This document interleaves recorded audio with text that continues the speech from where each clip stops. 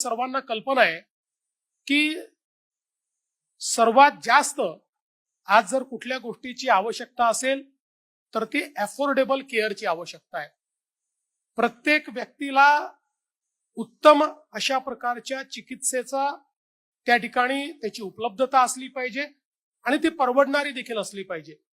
आणि म्हणूनच ज्यावेळी धर्मदाय संस्था एका उद्देशाने अशा प्रकारचं काम हातामध्ये घेतात, म्हणजे खरं तर सगळ्या डॉक्टरांबद्दल मला अत्यंत आदर आहे। जे सगळे या फील्डमध्ये काम करतात, रुग्णालय आहेत, त्यांच्याबद्दलही आदर आहे। पण अनेक वेळा आपल्याला माहिती आहे की वेगवेगळ्या पद्धतीच्या वित्तीय संकटामुळे आपल्याला त्या ठिकाणी एक प्रकारचं कमर्शियलायझेशन पाहायला मिळतं।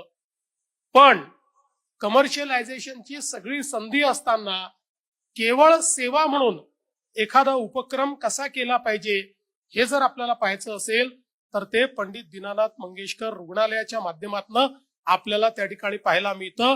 आणि आता तेच या ठिकाणी लता आशा मेडिकल इन्स्टिट्यूट याच्या माध्यमातून आपल्याला पाहायला मिळणार आहे।